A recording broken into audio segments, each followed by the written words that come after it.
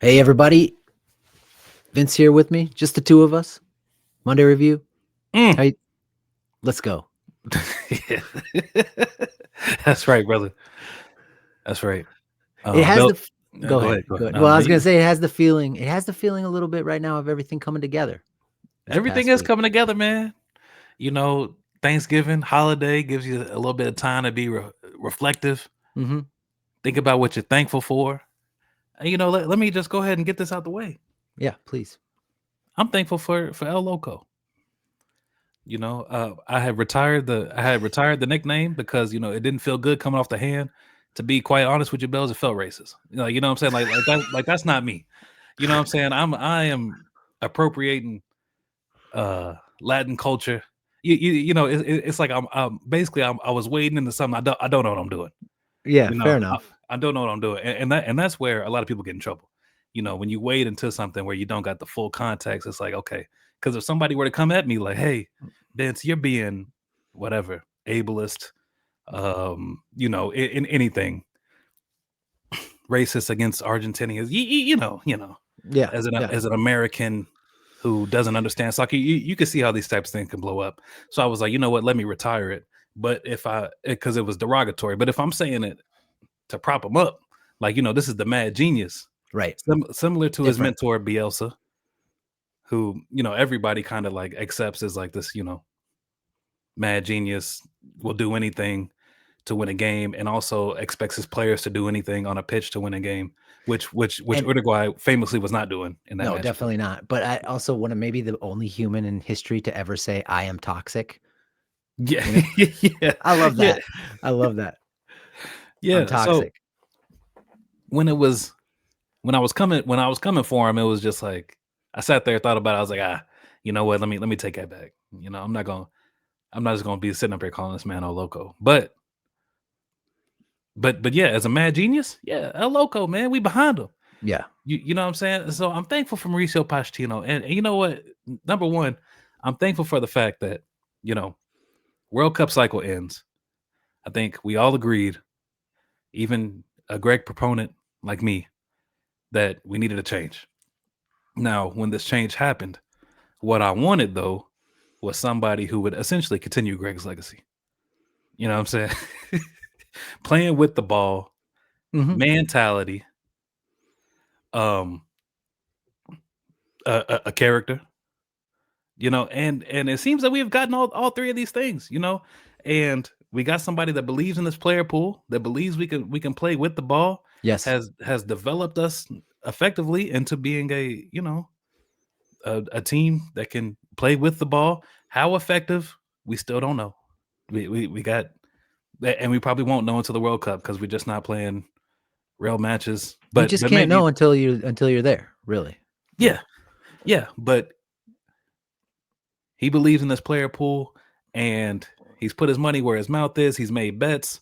He's written checks, and you know that they are well on their way to cashing.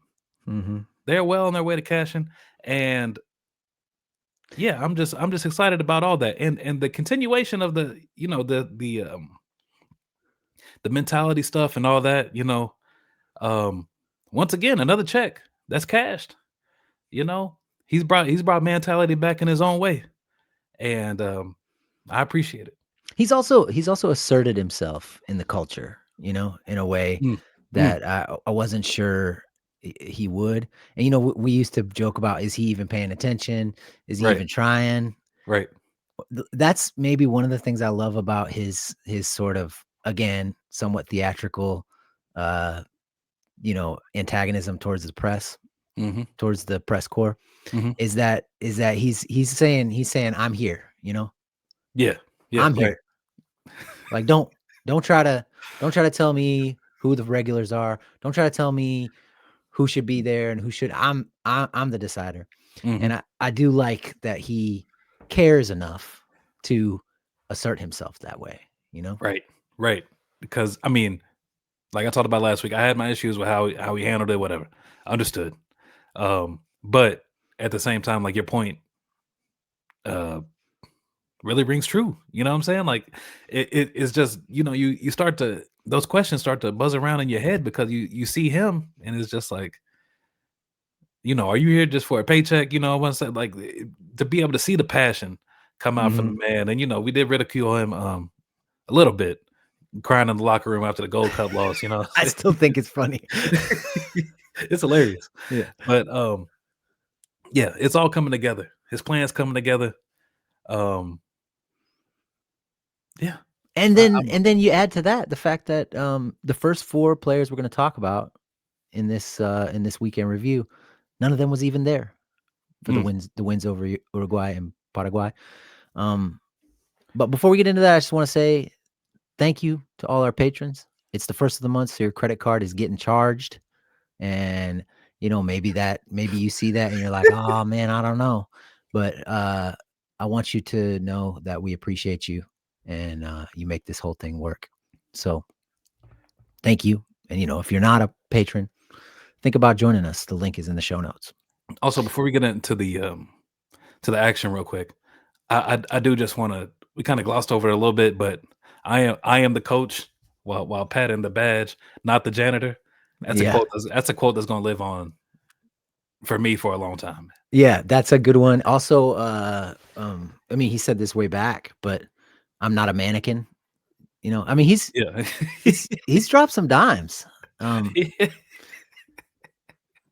and like, when you're getting mad in the press conferences after winning 5-1 over Uruguay, Mhm, um, I don't know. It's something about it I like. And I do think I don't think this is I've tried to make this clear in other places. I don't know if I've made it clear on the podcast. I do think I think actually at least on the Discord put it really well.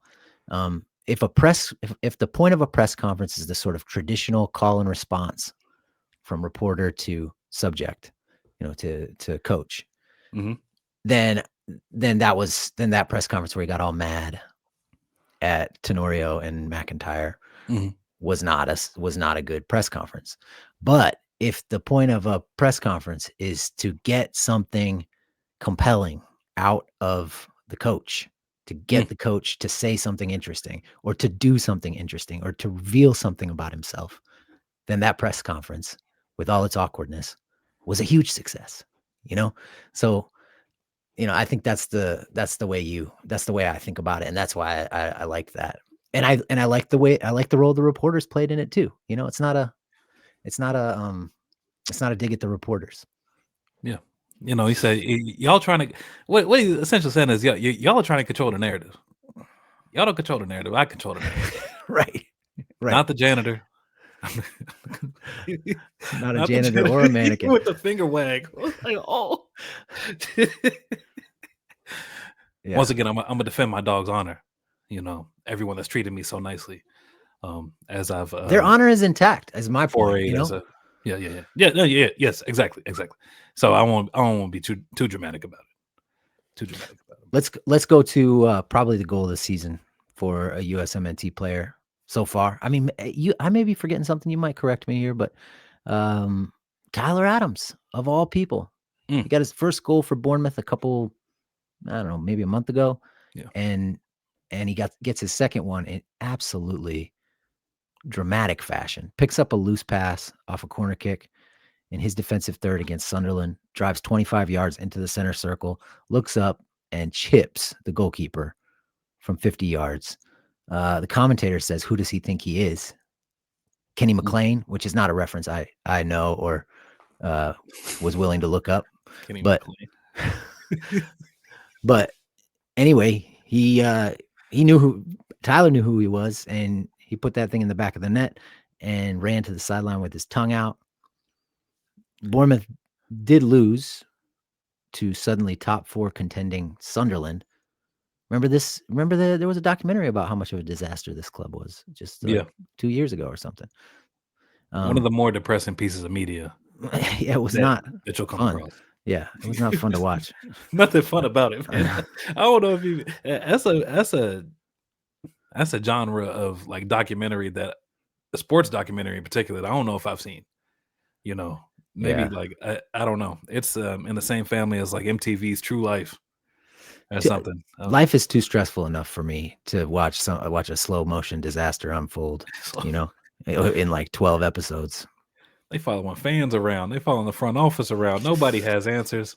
Kitchen staff, everything. I was like, oh, yeah. I tapped out like 3 episodes in. I was like, Same. I'm not signing up for this. I couldn't take it.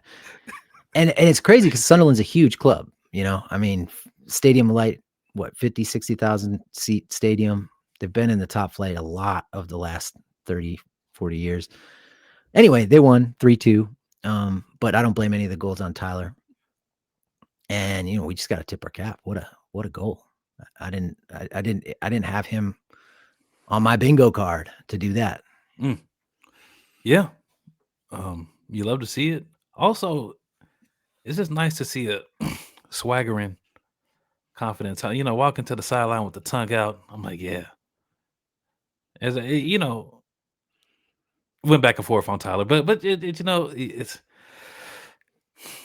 Yeah, that's that was not nice. Fed. That's not Fed activity to stick your tongue out and run to the sideline. Yeah, and that's the thing that I don't know. Maybe I haven't communicated this as well as, but like I said with my former captain on the football team, like I love the guy. I love the guy. It Yeah. was just during those 4 years, you had to be nervous about what you was doing around him. You couldn't invite him. You couldn't invite him to all the parties, man. You just couldn't. Right.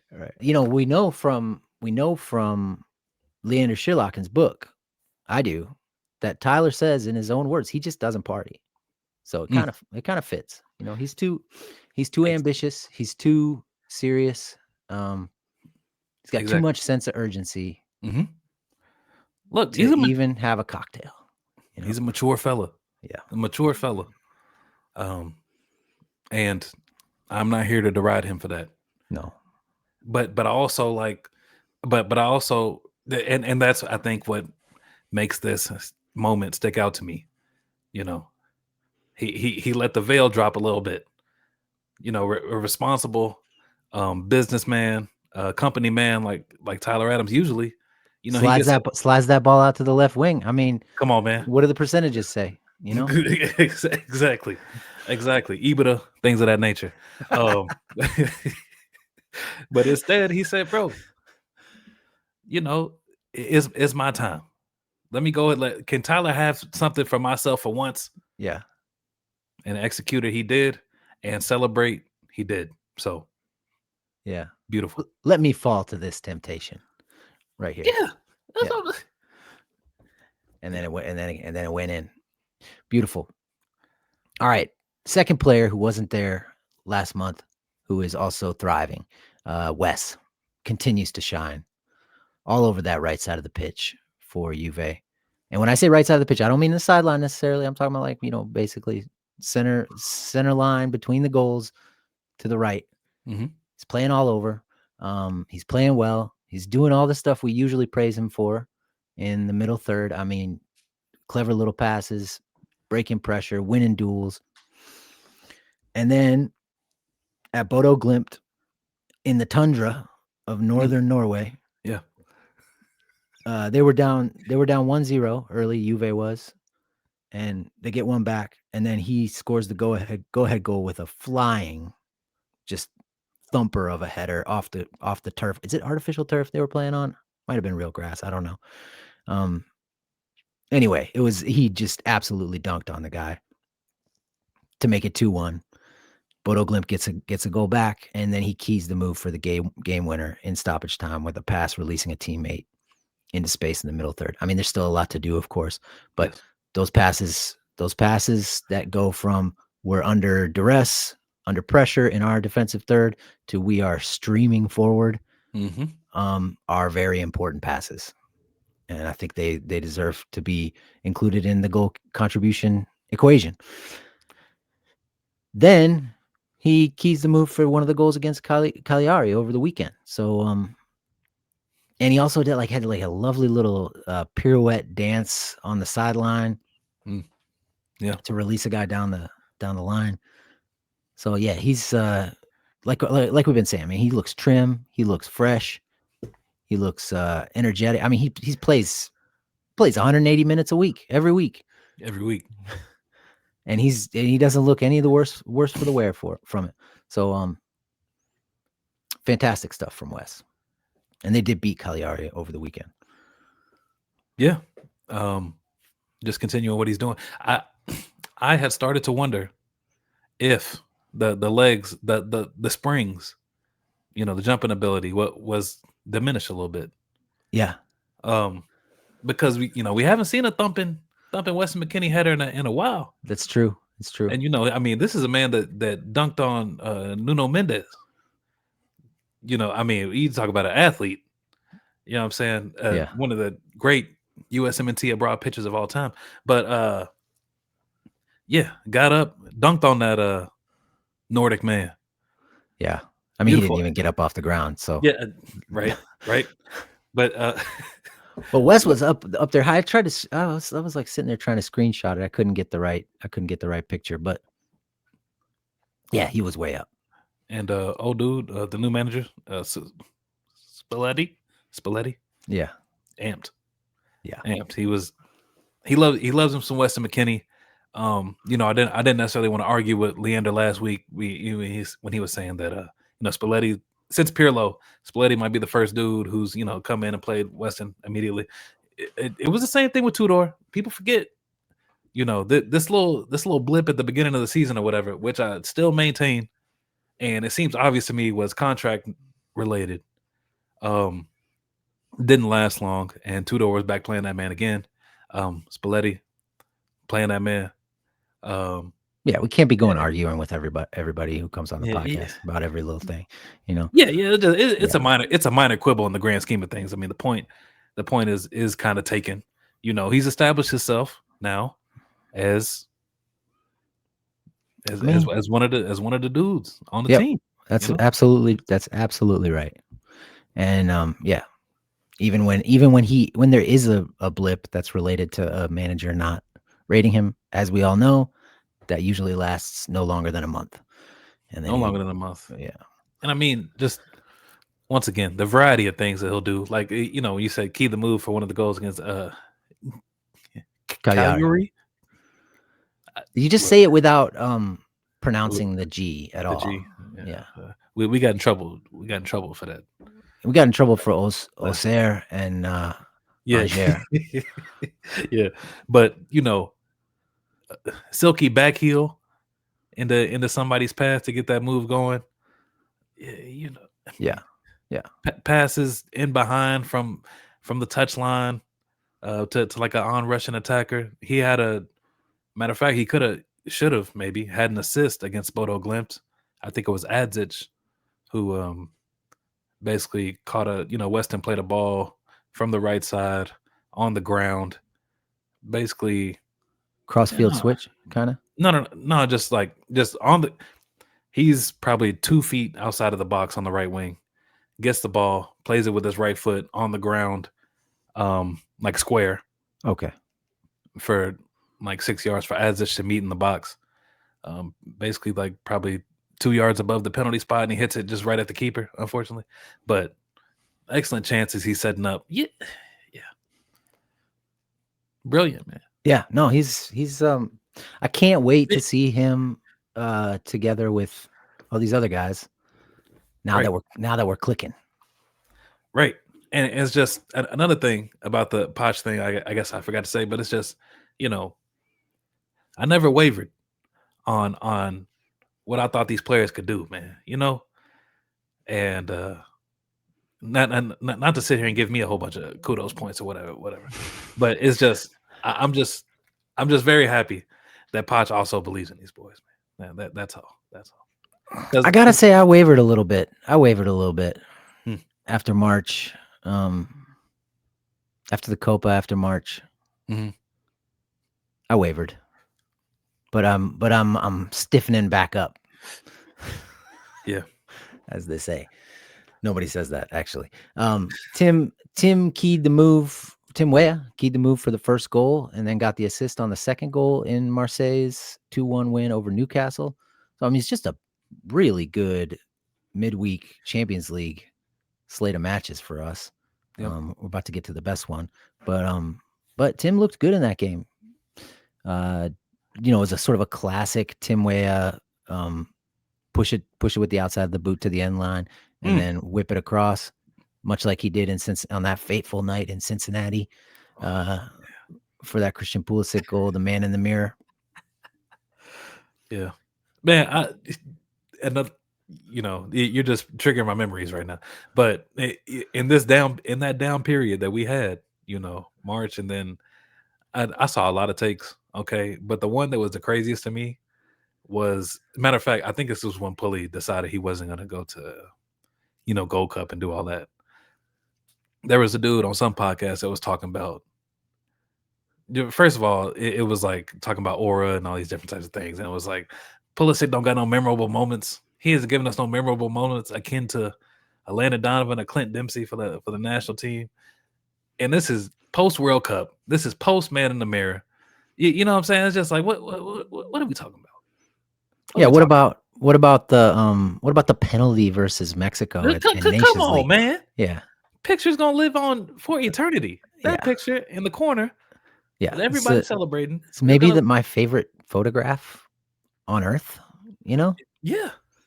I mean, yeah. Now that we're back up, I can sit back and laugh at these things. But I was hot. I was hot at that point. Yeah. Like, come on, man. He just, and I'm just and I am just extremely happy that we're just out of this, kind of out of that mess, that malaise, whatever that was going on, because we just don't got to deal with this stuff no more. Yeah. And it's tough trying to be a stoic in a non-literate society, a post-literate society, bro. Everybody's going off vibes and feelings and shit. I mean, come on, man. Yeah, talk is cheap. Talk is cheap. You're talking about people that are older than me, by the way. It's like, come on, man. Yeah. How you got this much energy? Anyway. I will say Tim did less against Toulouse over the weekend. He got a hockey assist on a long switch. And that was the long switch. Then there was a cross and a headed goal. But he had a pretty embarrassing giveaway in the middle of the park. Was that off a corner? I think so. Yeah. Yeah, because he's usually positioned there. Yeah. Yeah, he was just trying to, trying to shift the ball away from a guy who was a little too close to him, and then he got mugged, and then he tried to recover, and he stumbled and he fell on his stomach while the guy was dribbling into their half. And it should have resulted in a goal. There was a easy square for an attacker in the box, and the pass was just a little hot and led him too far wide. So, anyway, Tim, at a minimum, Tim is a weapon. And I think that's the bare minimum of what you could say about him. He's a weapon that does some really good things. And it's okay if he doesn't have a incredible game every time out. I was that the assist that he got for Alba's goal against Newcastle. First of all, that brought back some memories for me. Once again, triggering memories. Just of Alba, I'm an Arsenal fan. Scoring goals, like, that's his bread and butter. Yeah. You give him a one touch, like any type of one touch goal, bro. He can do it. Especially if he gets to stick the bottom of his boot at the ball. Yeah. It's a specialty, bro. Like left foot, right foot, sliding. Yeah. Off the half volley, full volley, whatever. Like it just makes me happy that he's still doing his thing. How many goals has he scored? He got to be like the Hank Aaron of European football. I mean, been bagging for a long time, and was some of like just one of the players that, like, when I started getting into soccer, like, he's probably one of the main reasons why I'm an Arsenal fan. Scoring, got some nice haircut. You know what I'm saying? Just a aura, as the kids say. You know what I'm saying? Backflips and everything, the celebrations, just the million-watt smile, all those things is just like, yeah. And seeing Tim set him up, getting that yard on Livramento, doing his Tim way of thing and just placing that ball, kind of led Alba with it. This wasn't a ball just to somebody's head. Like, he put it in a space for Alba to go and chase it, get on it. Yep. Boom, he tucked it. Yeah. He's Alba's the perfect guy to play that kind of ball to a spot where if the striker is alert, he can get there first. That's another dimension of Alba's bread and his butter. Um, yeah, I just think about Aubameyang in Dortmund a lot because like he was there as well and scored a lot of goals there. The Ousmane Dembele and Christian Pulisic days. Jesus, What a team that was. that was pre me. You know, Okay. I wasn't around. I mean, Dembele was, he has actually come good, obviously, but Yeah, there was a long period where people thought he was, he wasn't much. But man, when you watch him back then, when he was 18, 19 years old, he was totally unstoppable in the Bundesliga, like unstoppable. All right, guy who's impressed me the most in the past week, Malik Tillman, in a 2-0 win at Man City.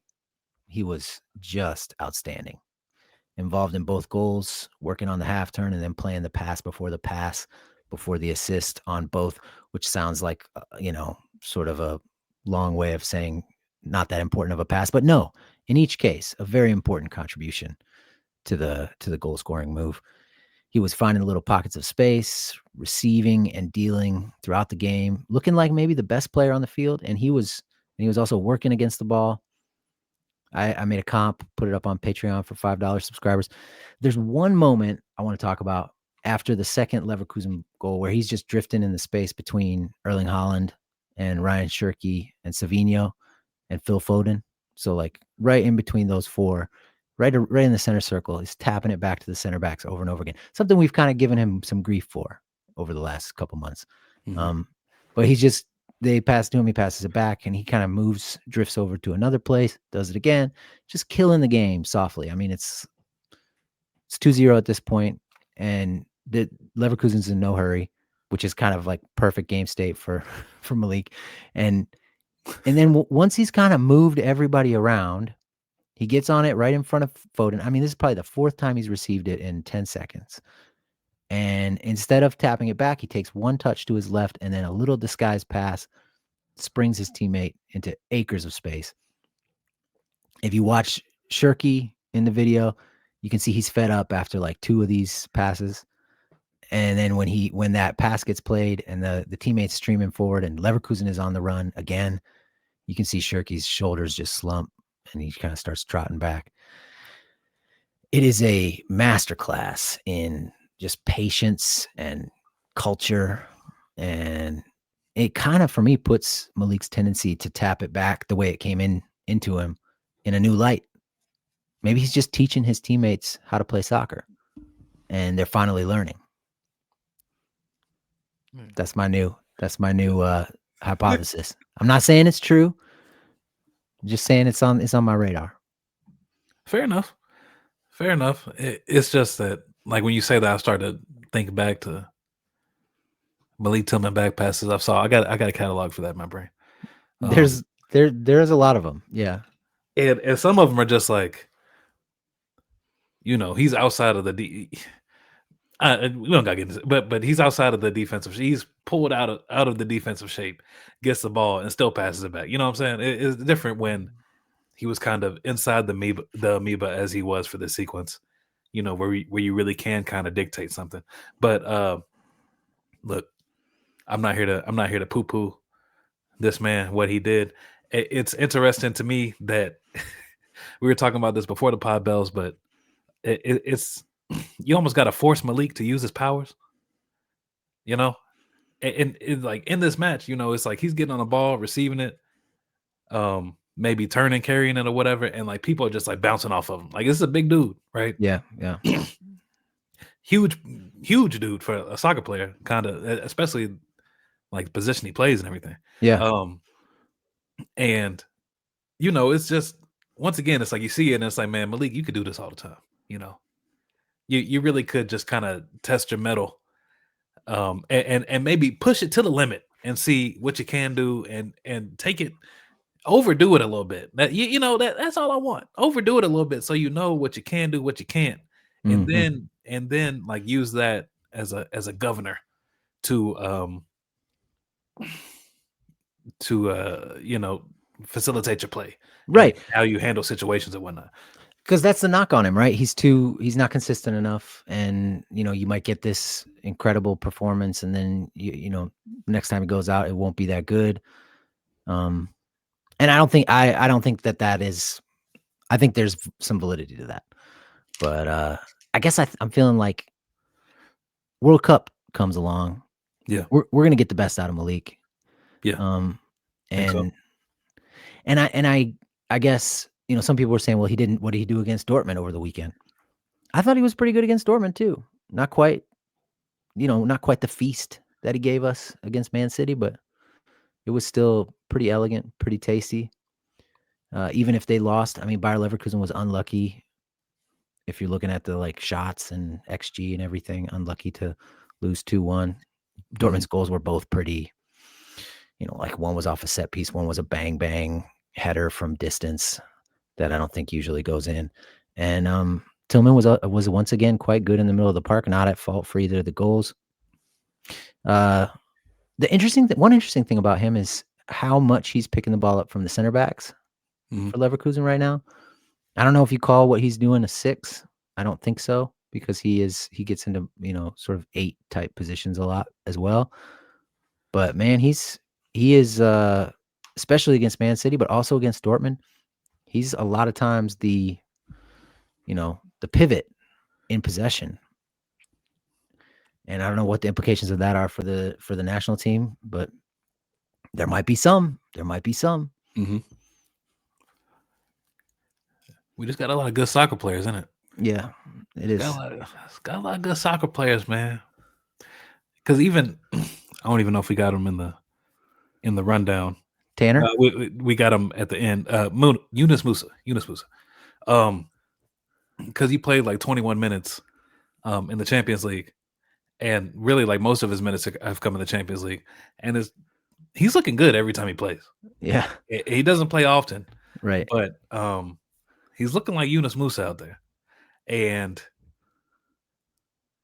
yeah, it's just to the point we got a lot of players. I mean to the point now where it's Monday, December 1st.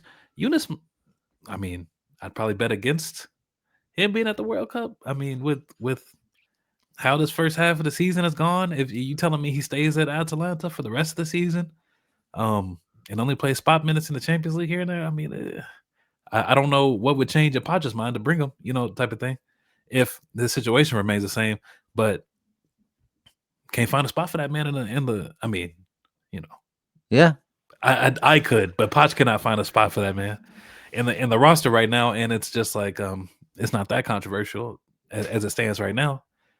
Just got a lot of good players yeah, that are good at soccer and don't have to run like chickens with their heads cut off and suffer against the ball. You're back to the whole U.S. soccer culture point. That's not really a culture, man. That's just something we had to do out of necessity. You know what I'm saying? It's just like right, right, right, right. everybody asking for us to go back to it. It's like, well, if your whole family was poor for generations and then you come into money, you gonna willingly give that money up? No, Yeah, no, right. brother. Yeah, that's like calling poverty a culture or something. Yeah, we were ass, and Yeah, in order to honor those past ass players, we need to continue to strive to be ass. Like, yeah, come on, yeah, yeah, yeah. I mean, we do need to fight, all that stuff. man. But Understood, I think understood. it kind of goes without saying. Um, You can fight with the ball. You know what that's I'm right. saying? I mean, when you lose it, get it back, etc., etc. And to your earlier point about Greg Berhalter, I mean, he is now. You could say, well, it's just because the player pool took this dramatic leap forward when he was the coach, but he was the first coach who gave us a team that played with the ball. Nobody believed it could be done. I mean, maybe some people did. Scuffed when they saw the type of players that were coming up. Of course, Right. you know. Um, but Yeah. Go yeah, back and watch the 2010 World Cup. That is not the kind of team we were. Even when and that's a World Cup that brought a lot of people into the game because it was so exciting to see us beat Algeria. We didn't play like that back then. Now and then now we do. So sick. it's a lot to do with the players, but Greg was the coach to instill that, I think, as a system. Yeah. Okay, let's take a break. There's a lot more to talk about. No key banks. The no key banks experience continues in Augsburg. Pepi gets his first start since mid-September. Scores a goal. Ballo scored again in the middle of the week, and then his team beat PSG. And Tanner has now played more than 200 straight minutes at center back, which I think we need to talk about in greater length than we did last week. We'll be back in a minute. If you want to skip the ads, join the Patreon. The link is in the show notes. You also get the clip notes and any other video we put up on the Patreon. We'll be back. All right, we're back. Let's start with the strikers because big news, I think, is Pepi getting his first start since mid-September against Volendam. Scores on a bicycle kick off a scramble in the box. Kind of fits it. It's not the, if you're thinking this is like the Arrascaeta bicycle kick that they scored against us, that Uruguay scored against us. No, it's not like that. It wasn't a bomb blast off his foot. It was he kind of fits it in past the defender and the goalkeeper. But man, a goal's a goal, and Pepi scores when he goes out there. There's no doubt about that. He got on a lot of chances in the game. He got an assist, made a sound attacking decision with the goalkeeper coming out close to him, lays it off for Veerman. Veerman takes a touch to his right and then slots it home. So, I mean, 2 goal contributions in your first start since mid-September in the league. Big success. And yet. Yeah, go ahead. His hold-up play in general, I think it's almost a generous way to say it. It leaves something to be desired. Bro, I was watching that shit like, what is going on? Yeah. Right, he looked like Charles Barkley in Space Jam. When he goes to, you ain't no Charles Barkley. You just a wannabe. I was like, bro, did somebody take his man's? I mean, not that he's always been like the super cleanest, but it's just like a continuation of like that chance that he had in Paraguay. Yeah. Where it's like, bro, he just cannot control a soccer ball cleanly right now. He's also not very strong. Like, and we're talking about we took the same takeaways away from. Yes, go ahead. Well, you take those 2 things in combination, and it's hard to hold the ball up, especially and especially given the quality of the opposition in a game like this. This is a near bottom of the table Eredivisie side, and Pepi cannot impose himself on the center backs in a serious way. And balls coming into him, they're giving him a little forearm shiver. He's damn near falling down. Yeah. On his face, like multiple times. And, obviously, if you like, you don't got that base, if they're able to knock you off your spot that easily, it's going to be hard being consistent, when the ball's coming into you with a center back on your back. So, yeah, I'm hoping that maybe it's just he was hurt, couldn't get in the gym. But, hey, especially the type of striker Rico is, like, you're going to have to put some strength on him, man. Yeah, because he's not, like, going to burn you around the edge very often. Or even, I mean, people talk about him as a line stretching striker, making runs behind the lines, which he can do, but he's not like that fast. So yeah, he's got to be a little bit more of a creator in the middle. But now, but with all that being said, instant impact against Liverpool in the Champions League. Yeah. Again, I mean, that man sees Liverpool on the schedule, he starts salivating. So it's just a give and take with the man. When Liverpool, he pounced on a mistake, carried it into the box, maybe kind of beat a dude, gets into a nice little position. It really, I don't even understand how he got the shot off. Gets a shot off, hits the post for. Oh yeah, and then Driouche scores the rebound. Yeah. Yep. Yeah, that was actually probably the nicest sequence of the week from him. That was really good. So I mean, I don't know. I want to see a little. I just want to. I love his impact. Like his impact is undeniable. Like basically, in every. I mean, and you could call it ball go in or whatever you want, but the man scores goals. Right. And but I want to see more from him in the run of play. You know, There just has to be. It can't look like this. It can't no, look like how it did. it can't look like this against Volendam. That's for sure. Yeah, bro. I mean, that man was just chasing his touch around. I was like, whoa, because I mean, I watched it I watched Ballo first, and I went to Pepi, and watching how Ballo was handling PSG, and Yeah, we'll he talk got about a contrast between yeah. like one's playing PSG, one's playing Volendam. It's like he's getting the ball. Marquinhos is on his back, and Mark. I mean, but and I'm not saying Marquinhos is like the most physically imposing dude necessarily, especially as opposed to his These are partner, the Champions League winners. These are the the Champions Ecuadorian League dude. I forgot. champions. Yeah. But yes, but it didn't matter if it was Marquinhos or the Ecuadorian. I don't forgot bro's name, but Bello tore him up when he played him. But it didn't matter who was on his back. It's like he is holding them off. He's receiving the ball. He's making a smart layoff. Whereas these Volendam dudes, like I said, are just they got Pepi stumbling. Mm-hmm. Yeah, I mean, let's just go right in. Let's keep talking about Ballo because I think this was his maybe the best game of hold up play I've seen from him in a couple months. Like he really came to play against PSG. Didn't score, did have some chances and missed them. One was a pretty nice save, I think, probably his best chance of the game. A shot from a little bit to the right of the goal mouth, saved well by is it Donnarumma? And then I don't know who the goalkeeper was on. It's actually not. I think his name was Chevalier. Okay.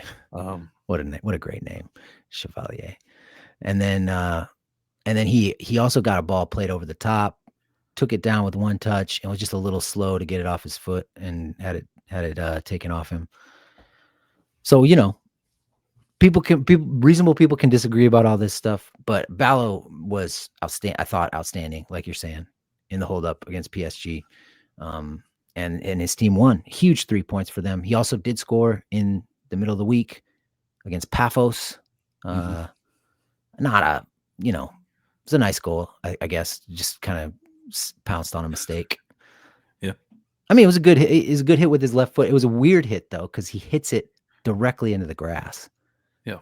And then it bounces up. Those are like almost impossible to deal with, but also like difficult to say that someone did it on purpose sometimes, Well, his touch, receiving the mistake was way up in the air. Yeah. But it did kind of set him up for a nice, like a nice half volley. Yeah. So he had to adjust. But yeah, man, he's the 9. Yeah, I think he's so. the 9. And look, having Pepi off the bench, that's gonna be huge. Yeah, for us. But yeah, I need my boy getting that gym, man. Get in that gym, get that trunk strength built up. Because I think he has the ability to be able to at least do he can do the Ballo thing. Ballo ain't doing nothing too crazy. No. I mean, well, yeah. You say it's not too crazy, but what he's doing is actually pretty difficult, I hear you. Okay. But no, like I hear what you're saying. But even in these 2.5 years or whatever that Ballo's been, that I've really been tracking Ballo. We've seen the steps that he's taken to make this part of his game better. Particularly, the strength is what sets it all up. And he's gotten much. I mean, this offseason in particular, from last season, this season, it's just like, man, nobody is moving him. Yeah, it's rare. It's really rare you see a striker back into a center back as a goal kick arrives, and push the center back. But he's doing that. He's doing that right now. Okay, so what else? We got to talk about Banks. He and Augsburg got beaten by Hoffenheim. Yep. How'd the young man look? To be completely honest with you, Bills, I don't understand how they continue to play this man. To be, Ed, I'm a huge fan. That first goal was ridiculous. Come on, bro. He's getting he is responsible for goals like every week. It's I mean, I know they had the shutout. Was it last week? They had a shutout. Yeah, but it wasn't Maybe. like as we talked about on this podcast, it wasn't like it wasn't a banner day for Noki either. Yeah, it's just, and it's like the same thing we've seen. Like that first goal that Hoffenheim scored, he's playing right center back. He has a winger next to him. Ball's played over the top, and he's out the play just off that pass. Completely out of the play. Like no chance. Well, It's over. he might have had a chance. He just didn't. He either didn't have a chance or he didn't hustle back. I don't know which one is worse. Yeah, because we got some camera work. They focus. Yeah, They close up for a while. Yeah, close up on somebody for a while, so we can't really see. But at the end of the day, it was his man, that left winger for Hoffenheim or whatever, scoring the goal. Yeah, because there were two attackers both running behind, Yes. And two defenders following them, and the first attacker sort of boxes the first defender away from the ball. Yeah, the middle center back for Augsburg. Yeah, and that's what the camera gets close up on. You get a close angle of that, and then you think, well, that other attacker's probably coming. Noki must be right with him. no. No. Noki's 10 yards behind when he shoots. I don't understand it. And we'd have to see the tactical cam to really know what was going on. Was he just dogging it? Did he not recognize the danger? Is he just not fast enough? He looks a little stiff in the legs, I gotta say. A little stiff in the legs when he's trying to run. He is not like a speed demon right now, or anything of the sort. Not quite as stiff as Tanner looks when he's trying to do a full sprint. Hey, hold on. Well, we'll get to it. But he's probably slower than Tanner, though. You think so? I would like to see them race. Well, neither of them is, fun to watch sprint. Let's put it that way. Yeah, we'll definitely put it. Yeah. That works for me. And Noki should have some ancestral powers in there somewhere to tap into. Hey. Just kidding. You know what I'm saying? He's embarrassing us now. But yeah, he's a young kid. You can get faster. He's about to turn 19 years old. You can get faster. I mean, I remember saying the same thing about Joe Scally when he was 18, debuting in the Bundesliga, and now he's like top 40 in the Bundesliga as far as like top speeds. Still not fast enough to catch up to Miggy Almiron on the streaking down the side for whatever reason. Yeah. But that's neither here nor there. But Joe Joe looks fine when he's trying to win, or like when he's in a foot race. He's not getting pulled away from, So yeah, and that wasn't always the case. And so yeah, you can from a boy to a man, you put on muscle, speed is all about propulsion, right? Put on some muscle, et cetera, et cetera. So I'm not worried about that long term. It would be great if he was fast now, but yeah, he just the more and more that goes on, I'm just like, yeah, 2026, a bit too early, I'm thinking. Now, yeah, I think that's definitely the safe bet right now. Now Tanner, he's not, like I said right before the break, he's now played more than 200 minutes at center back in a row. Yep. Including a 6-0 win over Maccabi Tel Aviv and a 3-0 win over Nantes. I'm curious what your thoughts. I mean, like, my thoughts are it's all kind of fine. I wouldn't say it's been an inspiring display at center back, but it's not been bad. Yeah. I mean, you beat a team 6-0 and then not got a red card in the first half at some point, and it's just like, it wasn't too much going on. So I really haven't tapped in all the way because I'm not gonna watch the Tel Aviv match. I'm sorry. I mean, look, Clip Notes already at 20 minutes. Yeah, right about right now. So I'm not tapping into the Tel Aviv match, and then I tapped out of the Nantes match after the red card because it's just like, well, how much more are you getting from that? Right. And it's not so. But yeah, Lyon is injury crisis at the center back position. They don't have any center backs like on the bench. They're starting Numa, who's just a regular center back for them, Tanner, and Nico Tagliafico. If y'all remember from the Ajax days, when he the one that was in front of Serge? Yeah, he's Yeah, like more of a wing back than a center right, back. Yeah, right, and that's who they got more of a playing wing center back back than for a fullback, really. Yeah, and that's what they got playing center back for him right now. And so that is what it is. It also, I am vehemently against this. This will surprise nobody, probably, but I do just appreciate the fact that he's um that they trust him to do it. You know, Why are you it's, vehemently against it? I mean, if he were to thrive in the position, it would answer a I big don't want problem for the U.S. You know, I don't want him playing center back. You get somebody else out there to play center back. I think we'd be losing a lot having Tanner play center back. And he's able to sit back there and switch the field and yeah. But do look, all did you like see the way Kwanzaa, that guy Kwanzaa for Leverkusen, the way yeah. he keeps firing those passes into the amoeba, Mhm. like they're beautiful passes. Like that comp of Malik Tillman is almost as much a comp of Kwanzaa because he's the one always feeding it to him. Mhm. And I could see Tanner, if he starts to get in some rhythm back there, start to understand where the space is and how to play that ball in. He could really start cooking from back there.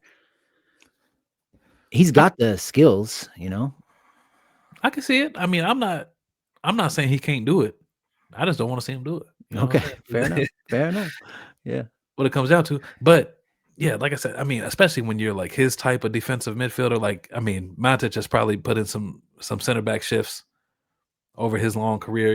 It's just like that is something that's just gonna happen. It's probably good for his game too. Yeah, To yeah.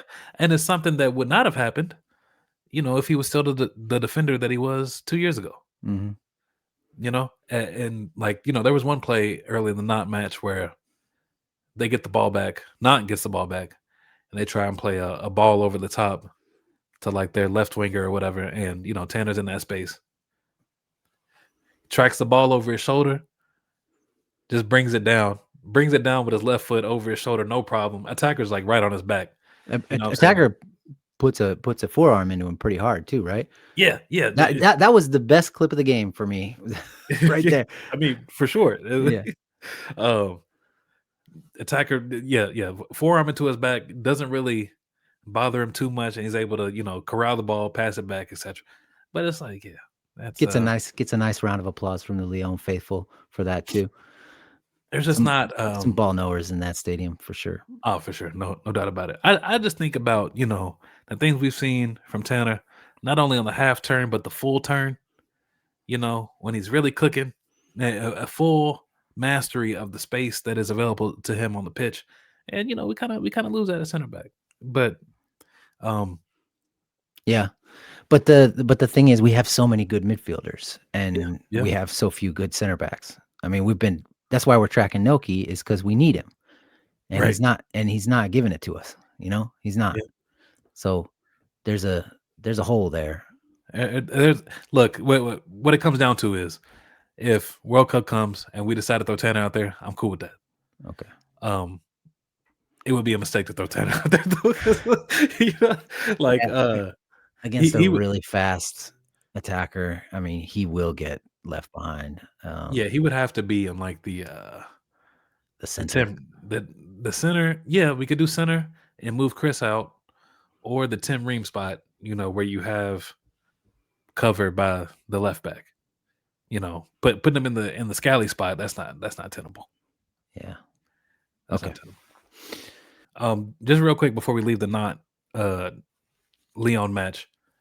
Once again, another memory. This is just a stroll down memory lane. And I think it's because of the holidays. You get time to slow down, and I don't have a million things going on at once. But it reminded me, a center back playing against not reminded me of some of my first USMNT abroad experiences.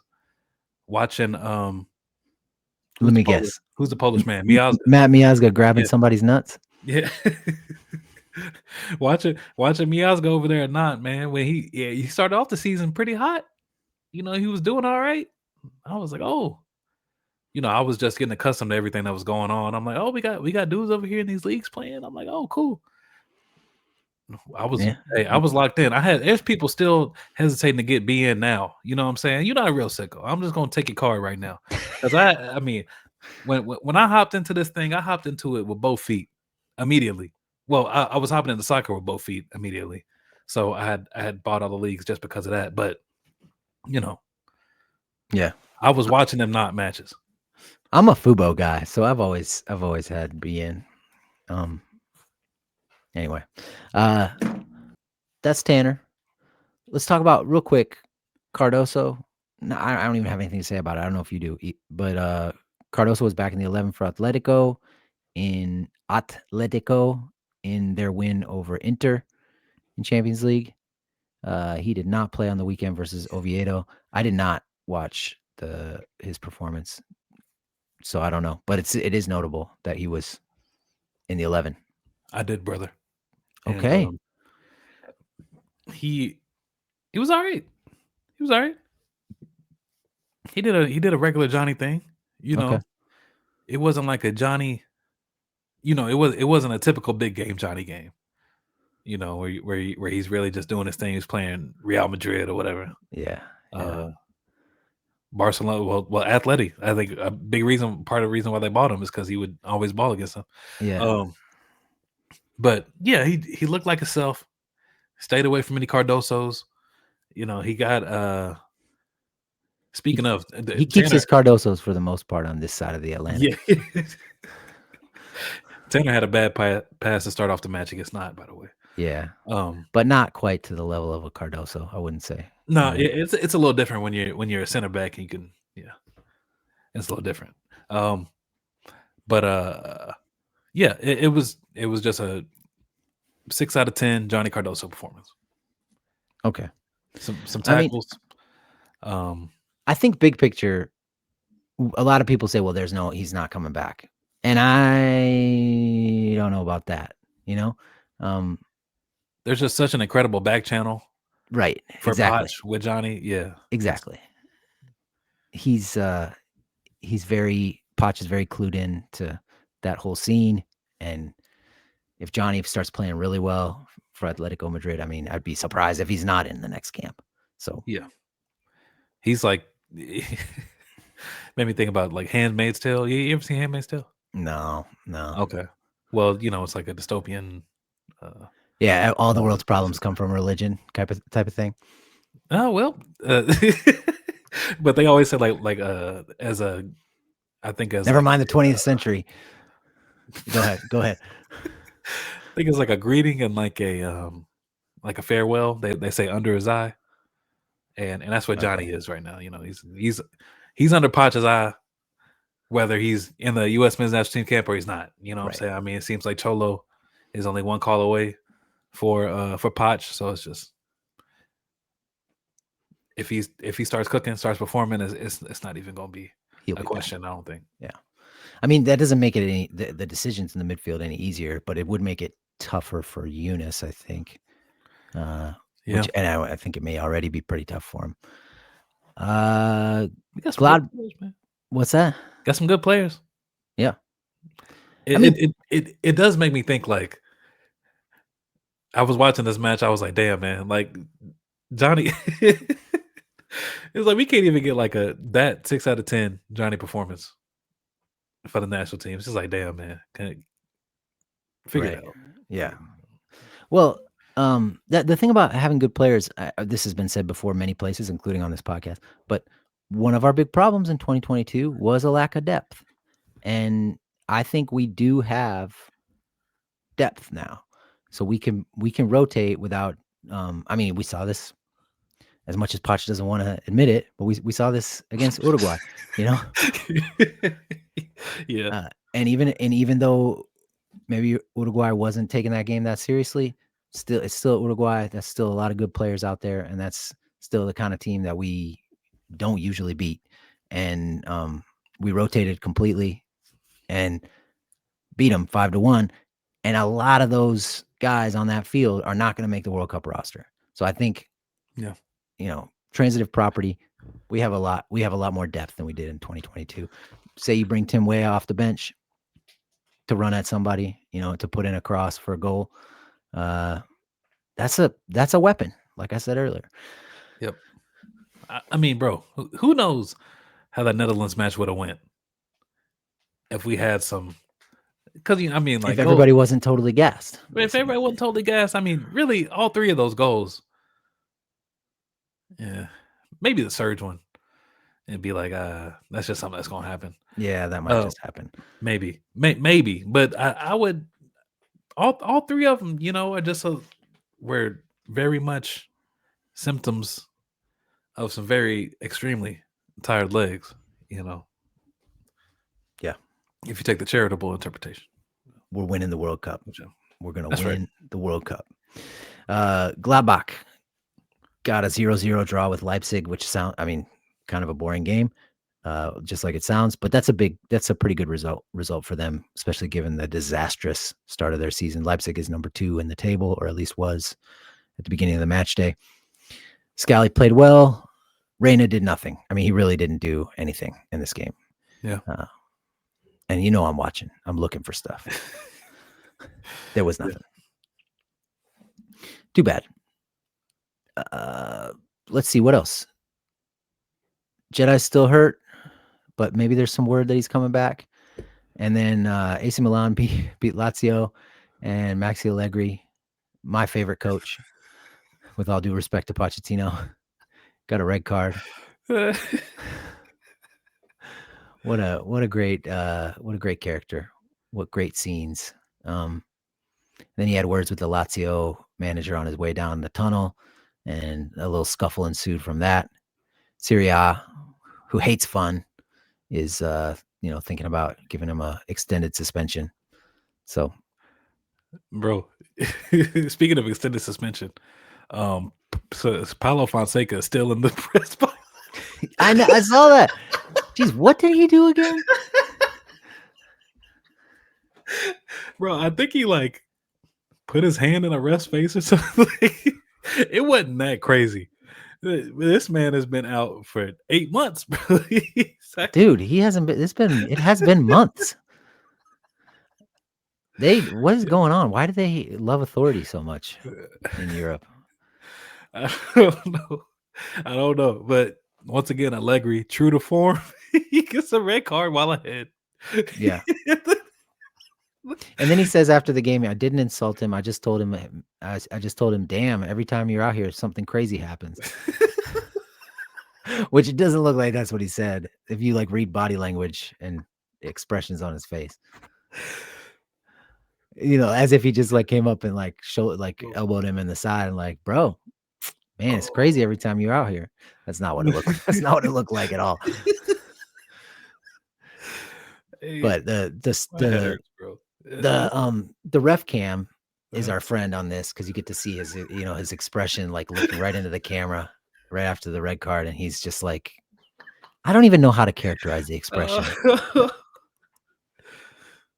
It's bemused, but also hostile at the same time. Anyway, that's my dude, bro. If I could meet that man, I'd be so happy. Yeah, he's up there with Greg for me, bro. Yeah, I really like him too. He really likes Weston McKennie as well. One of the other coaches who likes Weston McKennie, and he didn't have much of a playing career. I think he had 3 or 4 seasons in Serie A. Mostly he was in Serie B. He's from Livorno on the coast. Just a dead town. I mean, any listeners from Livorno, I'm just saying, I remember looking it up when Josh Perez was playing there. You remember Josh Perez? He was one of Pulisic's teammates. Hugo Perez's nephew, left-footed, could absolutely had what looked like the tools to be an elite winger. Obviously never became that, but he played at Livorno for a while, and I was really digging for information back in the newsletter days, Yeah. All right. One last thing we got to talk about is the draw is this Friday. Yeah, I didn't realize that until I saw a tweet right before I logged on here. Okay. Friday. Yeah, so we'll find out. Well, hold on, man. Let's do some pot talk. Yeah, who's in our pot? Let's get that sorted out. I looked at pot 2, bro. Some scary teams in there. Hold on, let me get this thing up. All right, here we go. So obviously we're in pot 1. We cannot have a pot 1 team in our group. But here's who's in pot 2. Croatia, Morocco, Colombia, Uruguay, Switzerland, Japan, Senegal, Iran, Korea, Ecuador, Austria, and Australia. Give me Australia, buddy. You know what I'm saying? Hey, Jordan Boss, part 2. Look, Yeah, I'm taking that. Everyone else is I don't want to see them. I wouldn't mind facing South Korea. I think I was they're going to actually come in. thinking They're going to about come in real confident after what they did to us that. Yeah. in September, and they're not going to know. They're going to have a false idea of what they're up for, what they're up against. I was thinking about saying that. I mean, out of these teams, you know, yeah, South Korea, I would take. I wouldn't be happy with it, but I would take it. I would take South Korea. I would also take Iran. I mean, I think that goes without saying, kind of. But you know, Senegal, nope. Switzerland's a no from me as Yeah. well. Yeah. Uruguay, prefer not. Yeah, Colombia, no way. No thanks. Boy. Same with Morocco, really. I mean, the thing is, they're all teams we could beat, but I would yeah. take Morocco, but you know, we got obviously the history and everything that's going on, you know, with the youth national team results and all that. But I mean, Morocco would be up there, probably behind, you know, 3 or 4 teams, but they might be the 5th. You know what I'm saying? I understand we beat Japan, but I think I'm good. That won't be a fun one if we. Yeah, I think I'm good. So you're saying your number one choice would be Australia. Number number one 2, choice might be Iran, but actually, you know what? I don't want that. There's going to be a lot of political discourse. You know that they're boycotting the draw because something about visa issues, Trump, and yeah. I don't want to see that. I don't want to see Tyler Adams at the podium again getting grilled by you know, by state media. Although, you know, that's another thing Leander Sherlock's book reminded me of is just how well he handled that situation. Like, he handled that really well.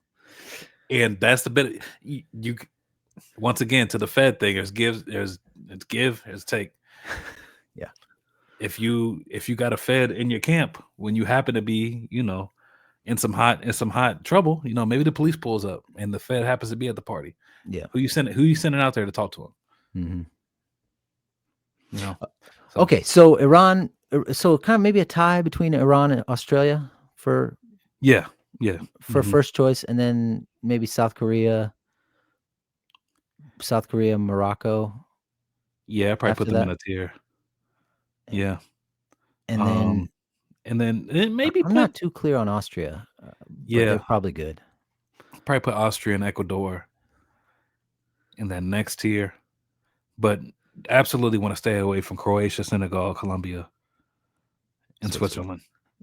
And Uruguay, really. I mean, but is there something to be said for having a tough team in your group so that you? No. So that okay. Got it.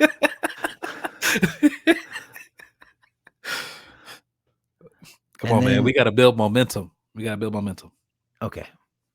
And then, okay, pot 3 is Norway, Panama, Egypt, Algeria, Scotland, Paraguay, Tunisia, Cote d'Ivoire, Uzbekistan, Qatar, Saudi Arabia, and South Africa.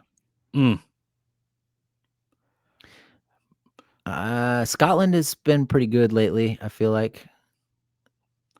Scotland has been good. Okay.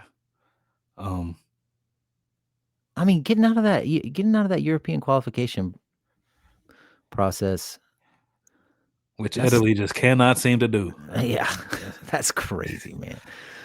That's crazy. But yeah, Scotland's in. And I mean, there's still what 4 European playoff teams to be added to pot 4. So Yeah, I don't know. I don't know who's in the. Also, what you say? Turkey. Who's Ru? Slovakia and Kosovo, Ukraine, Sweden. Yeah. So we don't. I mean, obviously we don't want any European playoff teams.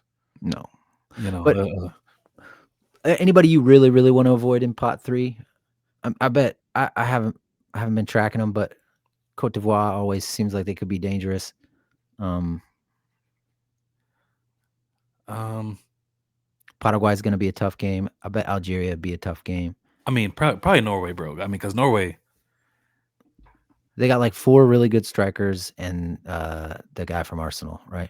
Yeah, and it's I mean, they're gonna have the best player on the pitch. And play Norway, so I don't want to see that. Yeah, fair enough. I would gladly take Panama. I don't care about all the stuff that's happened before. I don't care.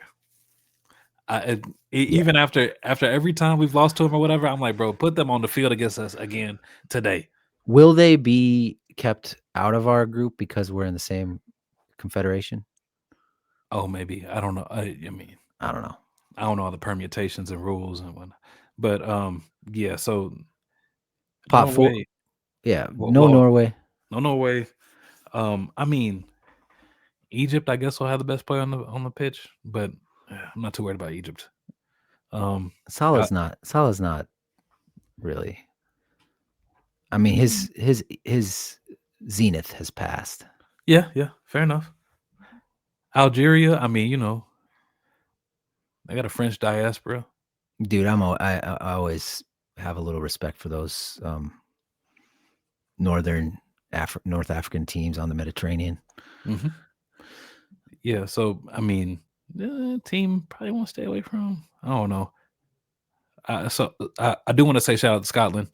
You remember those Scottish dudes we met in Italy, outside the stadium? Oh yeah. Yeah. They were cool. So shout out to them. They had come to watch McTominay. Wait, right. was it? No, I think they had went down to watch McTominay, and then they were in Rome because they went and watched McTominay in Naples. Oh yeah, that's right. And then they were just in Rome to do some extra soccer watching. Yep. That's what it was. But yeah. We'll leave it at that. I'll take all these people, other than the ones we've named. I think I'd even take Ivory Coast, to be honest.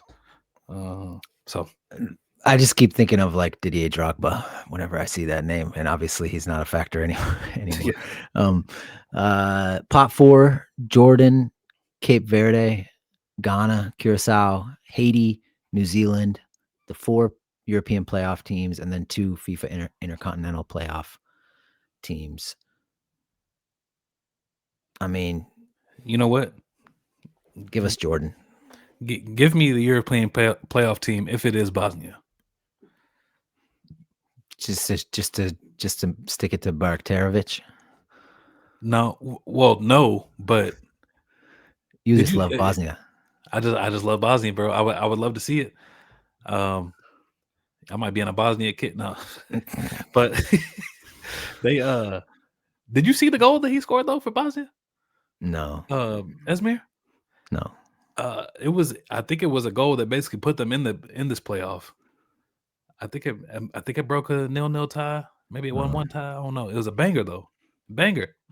From outside of the box, if I remember correctly. And he's a good player. He never plays for PSV these days. He started against Volendam. Oh, did he? Okay. He was making people. He was kind of going crazy.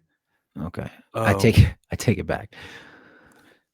And yeah, it's a shame. It's a shame that we. I mean, because I think he would be coming to the World Cup with us. Had he been chosen for the Olympic team? Well, had he just decided to represent the U.S., I don't know what all went on back there, but like I've said before, no shame in representing Mother Bosnia. You know what I'm saying? As a matter of fact, I would almost prefer it. But an American winger named Barkterovic on the pitch for us, I mean that would have done numbers not Diego Luna, Ricardo Pepi numbers. Obviously a lot more Mexican Americans than there are Bosnian Americans, but that would have meant something. That would have meant something to a lot of people. Yeah, would have meant something to me. I love the different names on the backs of the jerseys. But yeah, Pop 4, yeah, I mean, just give me.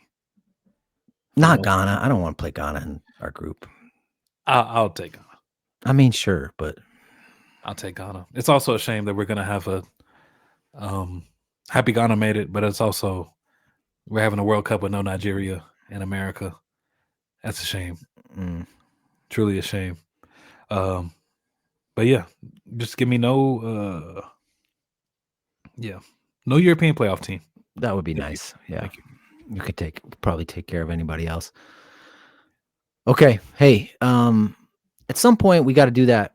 We got to do that 71 player draft. Sanjay says he wants to be in on it.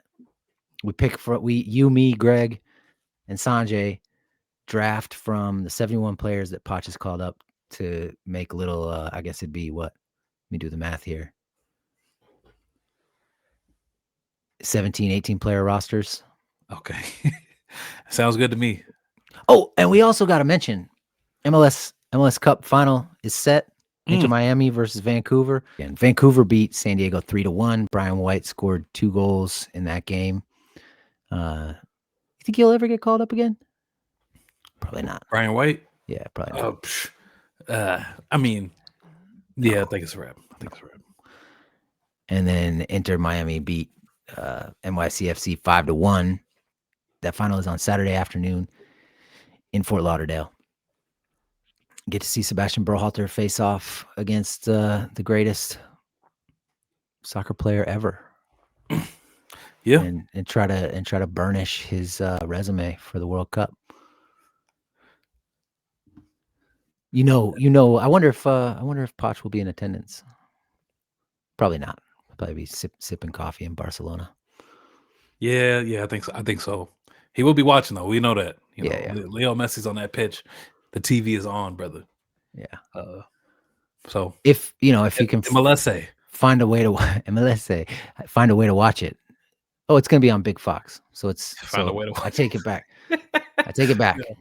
All right. Hey, everybody. Thanks for listening. Oh, real quick before we go, I ain't getting the full Thanksgiving talk.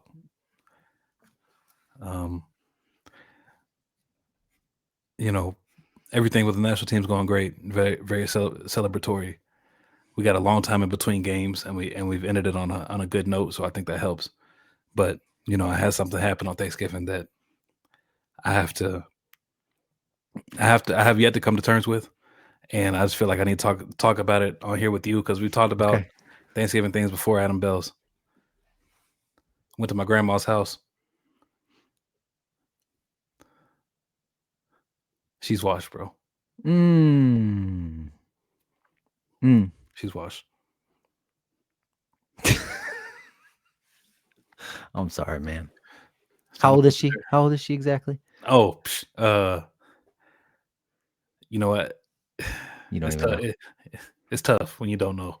But she's I think she's 84, 85. Okay. Mid-80s, man. That's pretty old. Mid-80s on dialysis.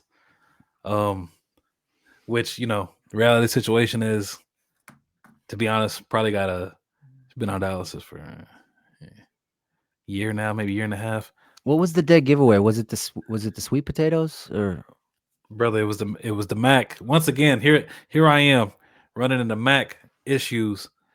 I feel like she might have taken it out too early, maybe. So the noodles weren't. Well, there was just a lot of evaporated milk at the bottom of the pan, bro. Oh. And I don't know if the evaporated milk is supposed to evaporate. I don't know. Is it there to prevent the noodles from burning up, the crisping or something? I don't know. I don't know what goes on. I haven't chefed up mac and cheese myself in my 33 years on this earth. But yeah, man. It just wasn't everything else for the most part was pretty good. She had some she didn't have turkey, had like this baked chicken, delicious chicken, yams was hitting. What else? She made some like broccoli casserole. That was good. Green beans. You know what I'm saying? Everything else for the most part was all right. But once again, coming back to the main thing that we talked about before, hey, the mac and cheese is like your midfield. You know, it connects your defense and your attack. Without a functioning midfield, your team ceases to exist. You know what I'm saying? Because if something about mac and cheese, it's like a bridge between sweet. There's a kind of a sweetness because like cheese, right? Mm-hmm. Cheese is kind of sweet, but it's like sweet and savory. So it bridges the turkey to the yams. You know what I'm saying? Yeah. Without the mac and cheese in the middle, you're missing something. You know, because then if I you never go, really thought of it that way. But I put a lot of thought into this weekend actually. Because once again, holiday weekend, you got time. That's the thing about holidays. Love holidays, by the way. Why can't every day be a holiday? But anyway, yeah. see, I like regular days. I like regular days with routine and like we do this. Mm-mm. So we don't have to argue about it. That's just me. That's too bad about grandma, man. Yeah. My sister-in-law made some really good mac and cheese at Thanksgiving. She's not washed. Yeah. Yeah. I don't know. Stuffing, I love. You didn't mention stuffing. Do you guys don't do stuffing? Or- She made stuffing. I'm not a stuffing fella. Oh man, I'm like the older I get, the more I love it. I don't like stuffing at all. Oh, I didn't used to like it, but Hmm. I've been converted. Yeah. So, you know, we can't. So my grandma. This is my dad's mom. She lives in Lexington. So we drove to Lexington, ate some food there, drove back, went to Kristen's parents, and you know, as we discussed before, their whole mac and cheese incident. You know, there was no mac and cheese served there. Yeah, But, there was no mac and cheese in my childhood at Thanksgiving. But the turkey was hitting though. So all in all, bittersweet day, man. Yeah. Did you talk to her about it? Not about that, obviously, but how's she doing otherwise? I mean, she's doing great. You know, as good as you can be doing. But yeah. And we had a great time over there. But I've never thrown away. Well, you know what? I take that back. I was gonna say I've never thrown away some mac and cheese before, but for the people that don't know what I'm talking about, go to Scuff Soccer Podcast on YouTube. There's a video called "Can White People Cook?" Yeah. It brings a smile to my face every time I watch it. Where I give the backstory on, you know, Thanksgiving's past, and my wife's mom's cooking. My wife is white. Yeah. Yeah. Shout out. Some white people can, some white people can't. You know, similar to, you know, and it's probably distributed evenly across all races, like all things. I don't know if I go that far, but excuse me. All right, hey, let's get out of here. Yeah. Thanks everybody for listening. Happy Thanksgiving, belated. We'll see you.